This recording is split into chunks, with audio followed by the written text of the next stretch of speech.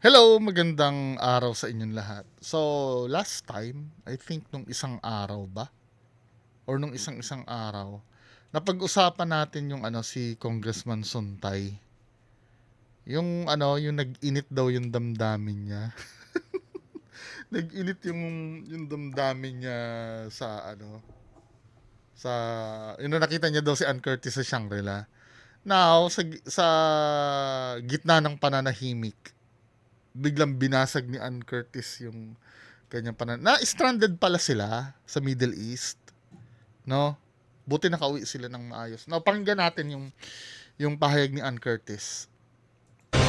Matapos ang kanyang abogado si Ann Curtis na mismo ang naglabas ng pahayag para kondinahin ang mga naging pahayag ni Quezon City 4th District Representative Bong Suntay sa Kamara kung saan nadawit ang pangalan ng aktres. Nakatutok si Atina Imperial.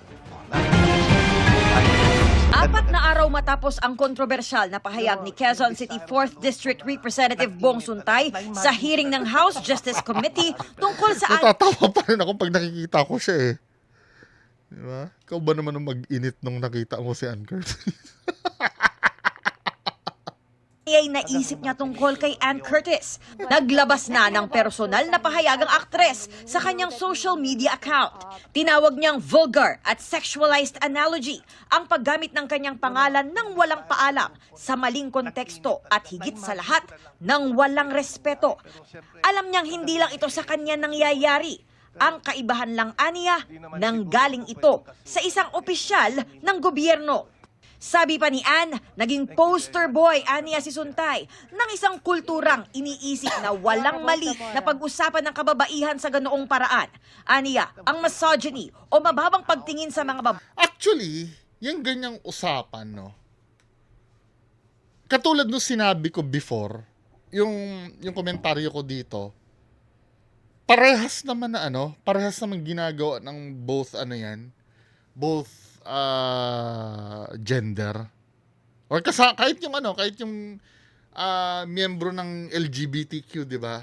Ganyan din naman. Kaya lang syempre may culture tayo na ang mga babae kailangan talaga irespeto. 'Di ba? Pero ginagawa ng yan eh. Medyo nakakaramdam lang ako ng konting don't get me wrong ha. Hindi ako approve sa ginawa ni Suntay. Hindi ako pangit talaga siya pakinggan. Pag pinakinggan mo, pangit talaga. Hindi siya maganda. However, nakakaramdam ako ng konting kahipokritohan na kahit mga babae, ganyan din naman eh. Di ba? Well, wala naman akong nakitang babae na may posisyon na ganyan magsalita. 'Di ba? Pero I think walang bearing. Ang pinag-uusapan kasi dito hindi lang may position eh, yung pagiging normal ng ganyang usapin. 'Di ba? Kasi may mention siya dito, pakinggan natin. Babae na idinadaan sa biro ay maituturing pa ring misogyny. Bilang taxpayer na ang buwis ang pampasweldo sa mga opisyal gaya ni Suntay, hindi props ang kababaihan sa kanyang komentaryo. Hindi rin daw tinatanggap ng aktres ang anyay non-apology ng kongresista. Meron siya sinabi dito wait lang ha. Yung ano ba 'yan? Nangyayari din daw 'yan kung saan-saan eh. Sa trabaho daw. O saan na ba 'yan? Ayan nakalagay dito. Sabi ni Ann Curtis, nangyayari daw 'yan sa women everyday sa offices, sa group chats, in rooms where men think no one is listening, or worse, in rooms where they know everyone is simply don't and when everyone is and simply don't care.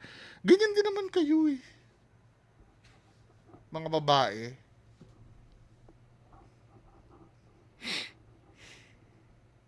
Actually, sometimes mas malala pa nga kayo eh. 'Di ba? Kaya lang nandun kasi tayo sa Nandun tayo sa panahon na kailangan maging gentleman talaga ang lalaki. Pero nakakaano lang kasi, nakakaramdam lang konting kahipokrituhan. Kasi ito, yung sa opisina, ay naku, nung nag-opisina pa ako, kahit mga dicer nga na ano na may itsura kung pag-usapan ng mga cashier. Tsaka ano, halos hubaran na nila yung dicer. Tapos samahan mo pa yung bading namin na na manager nun. 'Di ba?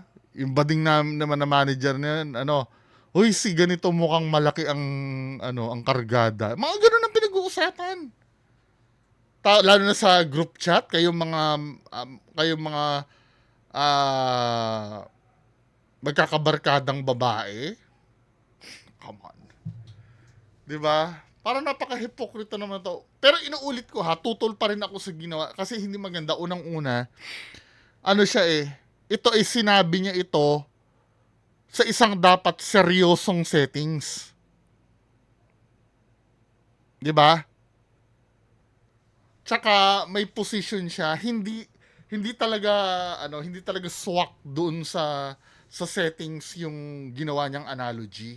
Bagamat naiintindihan ko yung gusto niyang sabihin, pero marami kasing alternative na pwede mong gawing analogy. Pero yung sometimes yung sabihin lang ni Ann Curtis, hindi po ako naging komportable kasi kayo may pwesto na dapat hindi inormalize yung ganyan.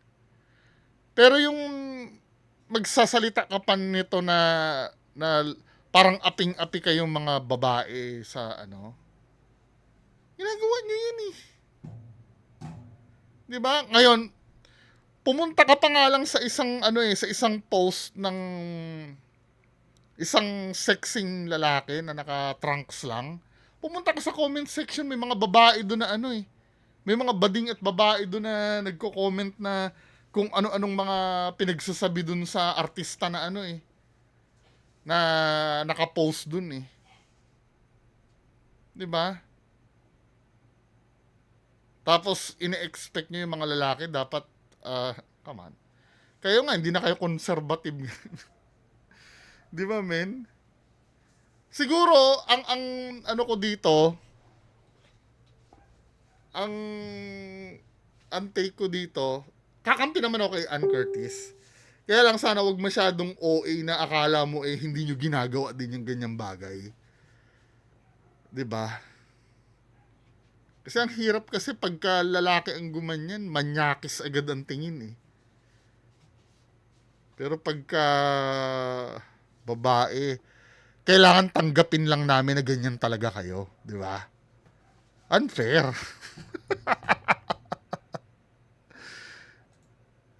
Mga opisyal gaya ni Suntay, hindi props ang kababaihan sa kanyang komentaryo. Hindi rin daw Pero kung ito ay nangyari sa isang ganito, nangyari let's say sa isang restaurant na may expectations of privacy, na biglang may nag-video lang sa kanila tapos nag-leak yung video nila, may chance na kampihan ko si Suntay. 'Di ba? Kasi yung na yon, yung halimbawa yung private na usapan natin yun Syempre, bilang mga lalaki, 'di ba? Ganyan din naman yung mga lalaki, syempre, oy, ang ganda ni no? Ganda ni ganyan. Ganda ni attorney abogada ng bayan. Shout out kayo. 'Di ba? Normal naman 'yan Hindi naman yun.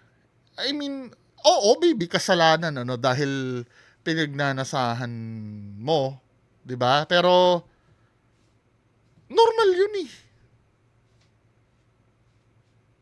sa usapan ng mga lalaki, normal yun Maliban na lang kung ikaw yung nag-iisang bading doon sa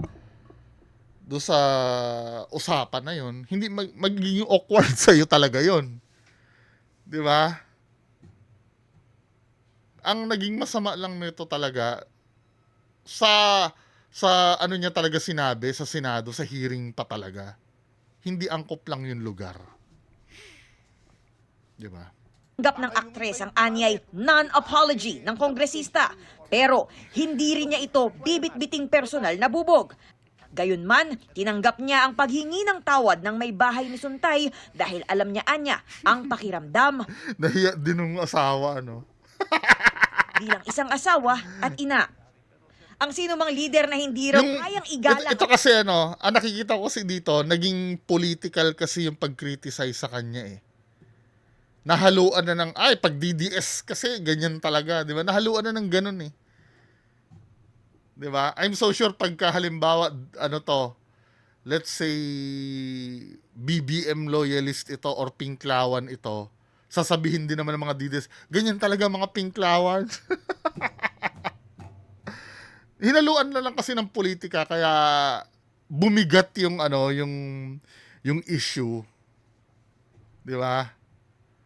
ang kababaihan ay hindi nauunawaan ng buo ang totoong Lalo na't political pa yung settings, 'di ba? Pinagtatanggol niya pa si Sara Duterte. pamumuno.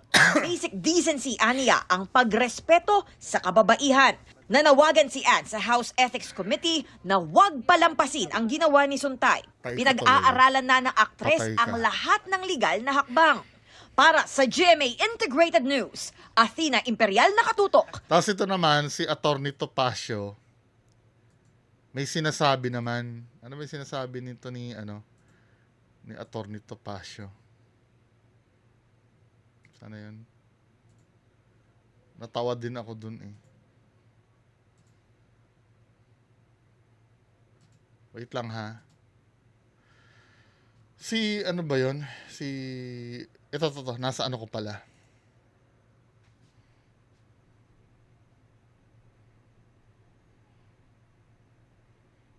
Sa post ni Sir Wilfredo Garrido, lawyer din yata to eh.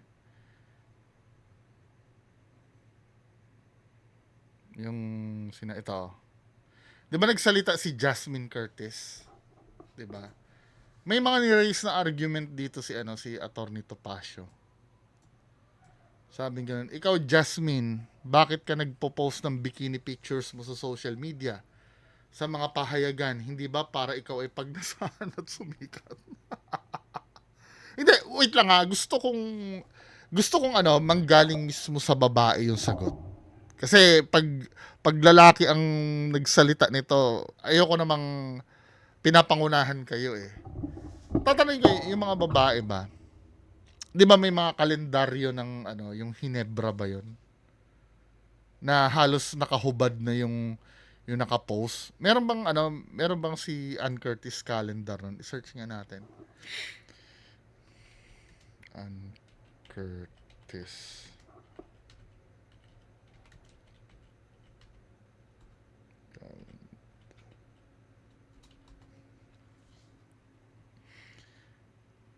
Ayan o. Hindi pala si Ann Curtis to. Ay, hindi. Meron pala siya. Ayan o. Yung sa Hinebra calendar, yung ganyan.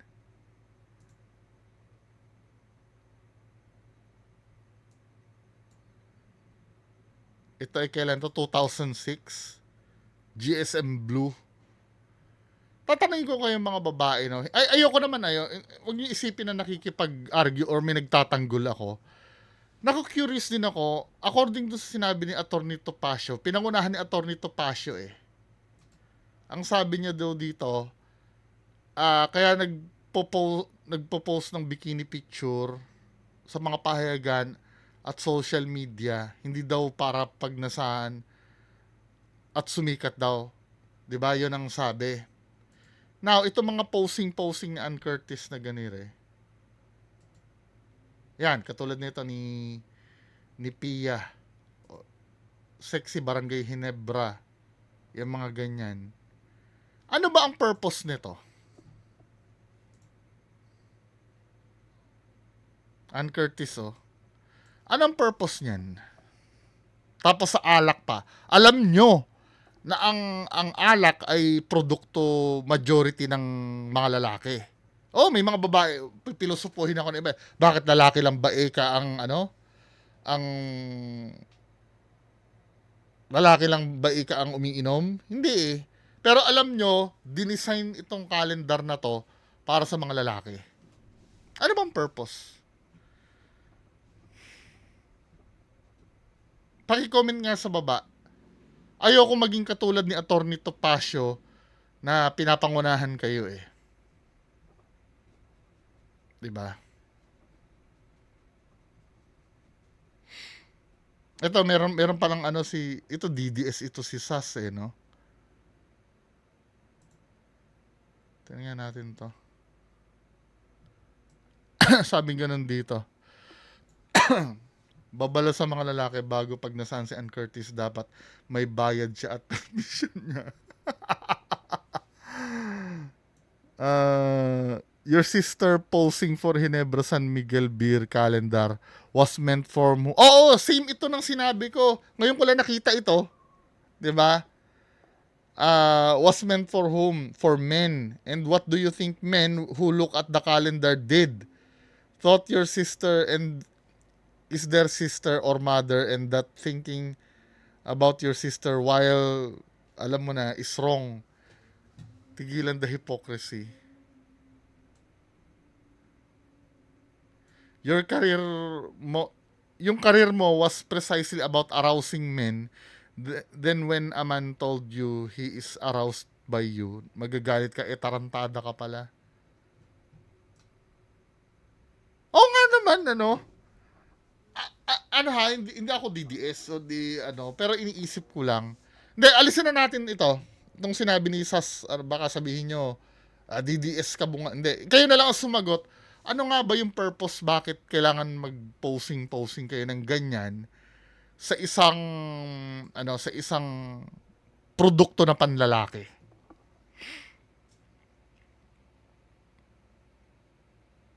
Na ginawa ni Ann Curtis nun. Pakisagot nga sa baba. Babasahin ko yung comments nyo ha. Kasi pag ako nagsalita, baka napapangunahan ko kayo eh. 'Di ba?